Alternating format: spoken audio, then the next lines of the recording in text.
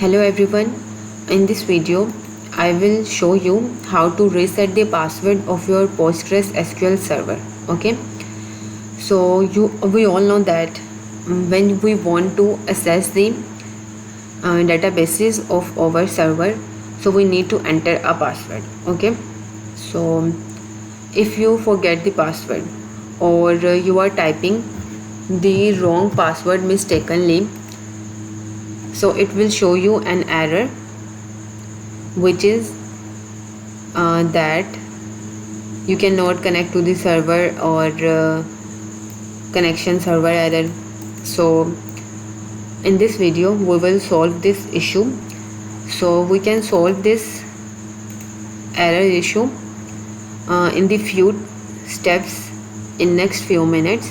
So you don't need to uninstall the PostgreSQL at your side and then reinstall it, because this is what I used to do many years ago. Okay, so now in this video we will solve this issue and resolve this error, and we are going to resolve it in next few minutes. Okay, so you firstly need to go into the C drive and then you need to find the program files, and here you need to go into the PostgreSQL version data folder. Okay, so you can see that here this is the configuration file in which you need to do some changes.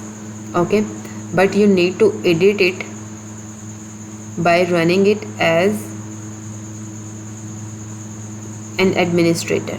Okay, so as you right click on it, so you can see that there is no option to edit it or run it as an administrator. So what we can do here, the best way is to open the notepad and run the notepad as an administrator. Okay, so when you open and run the notepad as an administrator, then you need to go into the file, and from here you can open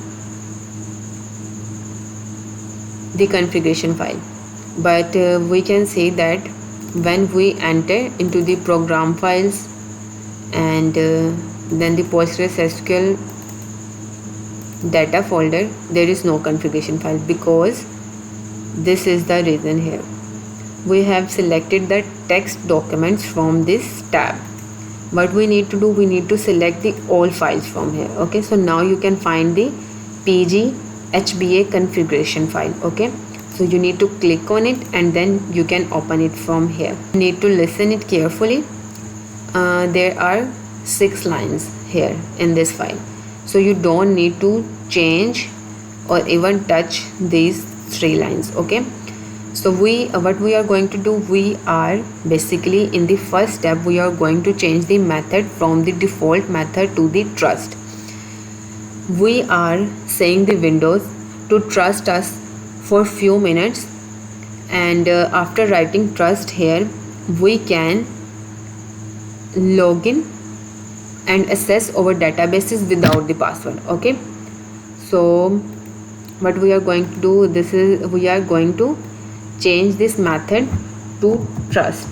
Okay, so we need to write trust here, and then we need to write the trust here in the IPv4 and IPv6 local connections. Okay, so after writing trust, you need to save it. Okay, so we have saved it. Okay, this is the first step in which we have changed the method from the default to the trust. Okay, now you need to close it, and then you need to go into the services. Okay, then you need to open it, and then you need to restart the services of PostgreSQL to permanently save the changes of the configuration file. Okay, so you need to find the PostgreSQL service here. Okay, so it is here. Okay, you need to right click on it and then you need to restart it. Okay, so what will happen, it will permanently store the editing, or the you can say the changes of your configuration file. Okay, now you can see you don't need to enter a password. By clicking OK or cancel, you can enter into your databases. What we need to do, we need to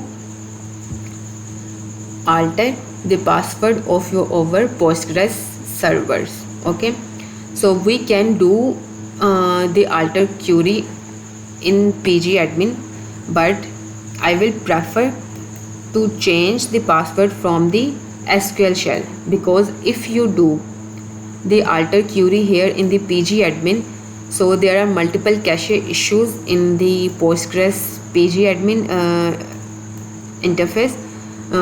It may happen that when you again open pgadmin, it will show the same error.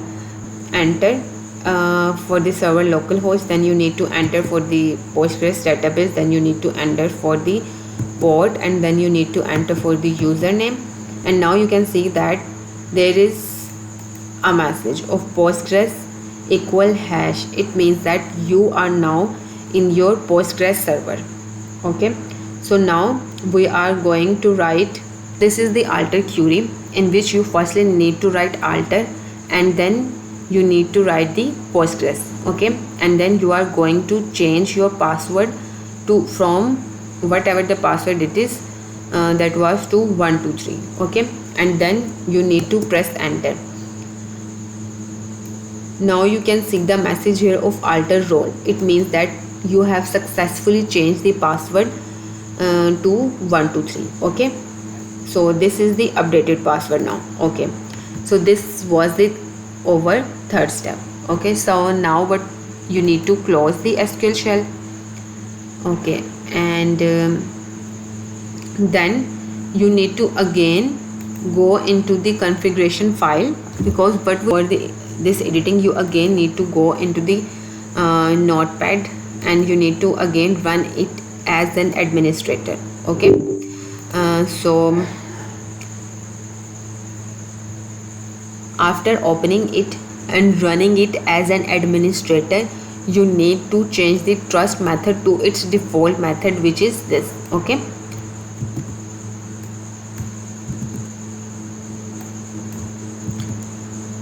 and then we need to save it again. This is the fourth step. What we have done so far, we firstly change the method from the default method to the trust method, and then we have restart our services to permanently change it to trust method. Okay, and then we have changed the password by using the alter query in SQL shell. That was our third step. And then in the fourth step we have changed the method to its default method again, and then we need to save it. Okay, and then we need to close it, and then we need to again restart our services. So now what we are going to do, we are going to close pgadmin, and then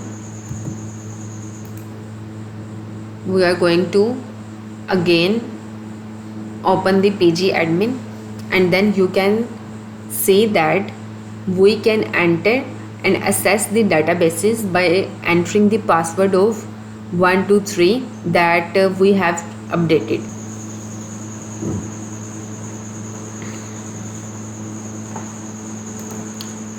So firstly we are going to check that can we log in or can we access to these servers without and our settings. So as you can see that if you are not going to enter the password, you are not going to able to access the databases. Okay, so it means that we have successfully changed the trust method to the default method again, and now you need to enter the password which was 123, and then you can see that we are successfully able to access our databases. Okay, so that's it for today.